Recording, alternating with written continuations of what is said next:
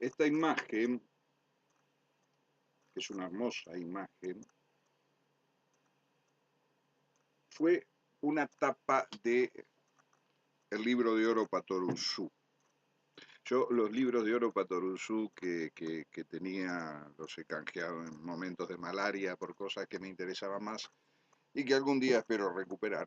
En la imagen del libro de oro lo que se agrega es el año 1967 y la leyenda capaz de montar un potro y sofrenarlo en la luna. Los libros de oro eran el anuario de la Patoruzú semanal. Arranca primero en el año 38 y sobrevive a la Patoruzú semanal que termina en el año 77 y el último libro de oro es del 84, o sea que son casi 50 años, 50 anuarios que el público esperaba con ansiedad para las fiestas y que duraban una bocha como lectura, traían mucho material de humor escrito, de secciones humorísticas, era mítico Ferro con Pampa Bárbara, y de tiras, básicamente Patoruzú, Isidoro y Don Fierro, y congregaba en sus mejores épocas a grandes dibujantes. Eh, Particularmente traigo a colación este libro de oro porque hace homenaje a, a la otra incorporación que termina de completar el universo de Patoruzú, a su flete, Pampero. En realidad no estoy mencionando cronológicamente estas incorporaciones.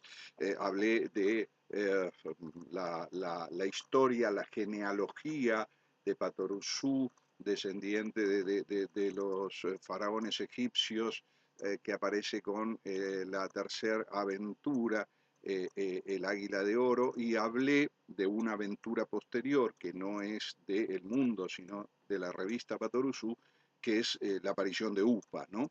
En el medio, es decir, después de El Águila de Oro, tenemos Juanillo y Lola, tenemos El Loco de Caserón que no es reeditada, tenemos El Águila de Oro y tenemos la cuarta aventura del mundo, que es Indeseables del Turf, donde se incorpora a Pampero. Pampero es el flete del indio, Pampero añade otro elemento que tiene que ver con la debilidad del indio, en tanto que lo quiere casi tanto como a su hermano, y en múltiples oportunidades, en múltiples aventuras, ese es objeto de codicia, se junta el elemento pampero con el elemento turf, la afición de Isidoro por el turf, entonces múltiples peripecias en las cuales Isidoro o juega a favor de Pampero o juega en contra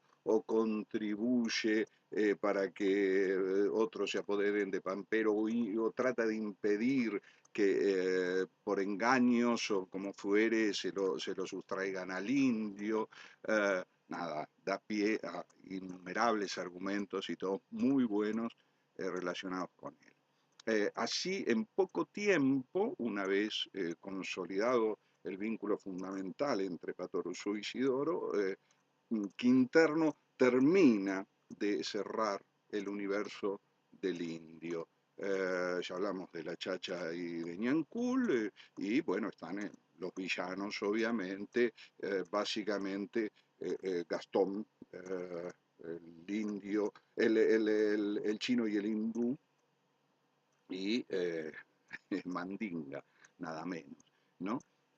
Ahí tenemos un universo tanto de protagonistas como de antagonistas, de héroes y de villanos, muy rico. Mucho tiempo después, por los 60, se incorpora a la hermana del indio, a Patora, que da pie a otras aventuras, pero que ya son de la etapa las andanzas de Patoruzú, ¿verdad? Si bien aparece en la Patoruzú semanal, la primera historia de Patora aparece en la Patoruzú semanal y rápidamente es trasladada a las andanzas de Patoruzú. Quinterno, cuando nuevamente traiciona la historia y vuelve a fundar el mito con Patoruzú pequeño, en Patorucito. Sí incorpora a Isidoro, obviamente, en Isidorito incorpora a Pampero como Pamperito. No así a Patora ni a Upa. Patorita y Upita son inventos recientes relacionados a las películas de dibujos animados, que no estarían mal, no hay por qué desgarrarse las vestiduras, en tanto el mismo Quinterno, en la medida de las necesidades, iba cambiando la historia que ya había instituido, pero sí es reprochable desde el punto de vista de que no aportan absolutamente nada y su presencia es puramente anecdótica, entonces es estúpido ponerlos si no van a tener ninguna funcionalidad. Bien, entonces, de este universo de personajes, de esta trama que va armando Quinterno, de esta mitología alrededor del indio, eh, voy a hacer una parte y voy a referirme a algo que está largamente instituido en el ambiente historietístico, que es la supuesta influencia que las revistas de Quinterno, las creaciones de Quinterno, ejercen sobre Goscinny cuando transcurre su infancia en la Argentina, en la que sin duda ha leído a Patoruzú, cómo esta influencia se traduce en Asterix. Uno ha leído barbaridades, ha leído a un supuesto crítico francés, un tal, tenía un nombre raro, Didier Passamonic, que decía que el cocinero de la aldea gala era asimilable a la chacha que preparaba las empanadas. Yo nunca vi, he leído todo Asterix, cuál era el cocinero de la aldea gala.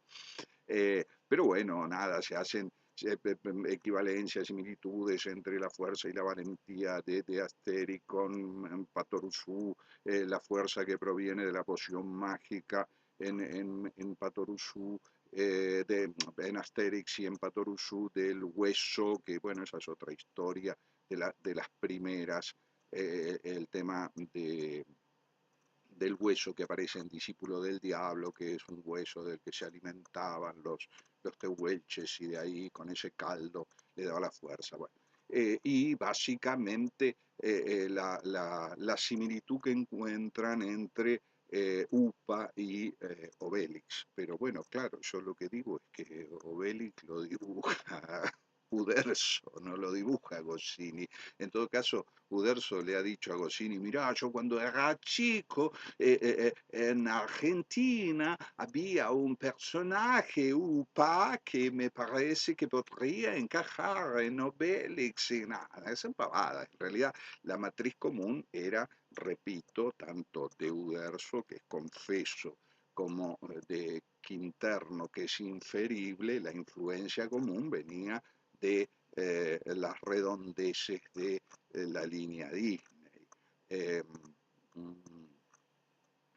digamos, hay un elemento que no obedece realmente al original, sino que obedece a la resignificación que ha tenido Patoruzú eh, con el tiempo.